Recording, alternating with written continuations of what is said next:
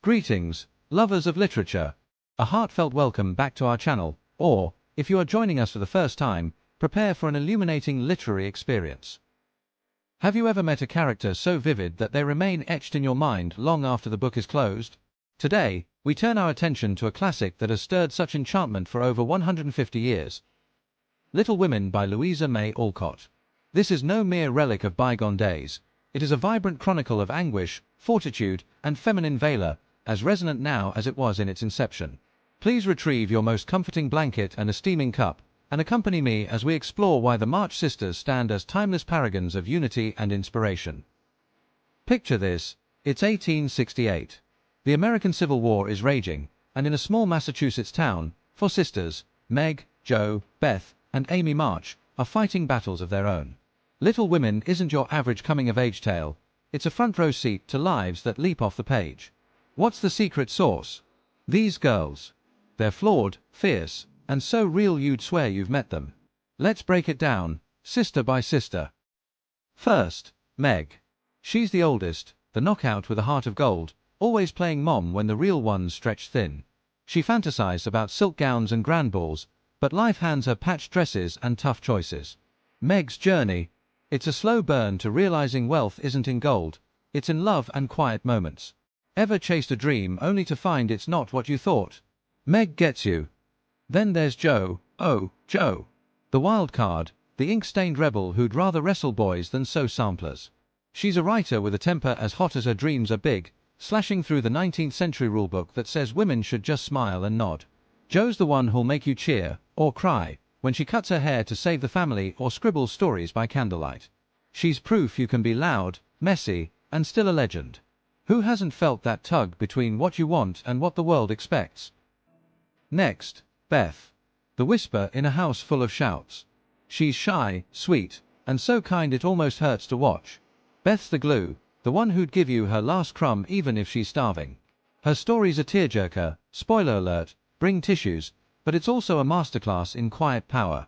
She doesn't need a spotlight, her gentleness changes everyone around her. Beth's the friend we all need, the one who reminds us small acts can shake the world. And Amy, the little firecracker. She starts as the spoiled kid, whining for pickles and sketching her way into trouble. But watch her grow. By the end, she's a poised artist whose learned life's not handed to you on a silver platter. Amy's arc is a glow-up with guts, showing how you can stumble, dust off, and still paint your own masterpiece. Ever had to outgrow your old self? Amy's your girl. So why do these sisters haunt us? For words, real, bold, bonded, growing. They're not saints, they bicker, they blunder, they break. But that's what hooks you. They're not damsels waiting for rescue, they're warriors in petticoats, defying a world that wants them small. In the 1860s, when women couldn't vote or dream too loud, Alcott said, "Watch this," and gave us heroines who dared. And that sisterly vibe? It's a lifeline, laughter, tears, and all. They grow through war, poverty, and heartbreak, and you're right there with them, rooting hard.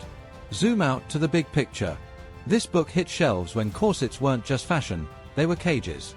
Alcott, a lone wolf who wrote her way to freedom, poured her soul into Jo and gave us a revolution in ink. It's no shock that icons like J.K. Rowling and Hillary Clinton fangirl over it, or that it's been remade a dozen times. But here's the kicker, it's 2025, and Little Women still slaps. Why? Because we're still wrestling with who we are, what we want, and how to dodge society's traps. Meg's warmth, Jo's blaze, Beth's grace, Amy's spark, they're all flavors of strength, and they all count. The marches don't just navel gaze, either. They're broke but still feeding the hungry, stitching for soldiers, asking big questions about justice. It's a wake-up call, you don't need much to give a lot. And Alcott. She lived it, never wed, bankrolled her family with her pen, a real-life Jo who dared to rewrite the script. Think it's just for girls? Nope. It's about family, guts, finding your lane, stuff that cuts across every line. Meg picks love and kids, Jo picks ink and freedom, Amy mixes marriage and art. No judgment, just paths, and that's gold. Critics might call it preachy or dated, and sure, it's got Victorian vibes. But that's fuel for epic debates. How do we read the past without losing its punch? Either way, it endures because it's raw and true. Takeaways: be fearless like Jo, tender like Beth, driven like Amy, grounded like Meg. Lift each other up. Chase your fire. That's the March magic.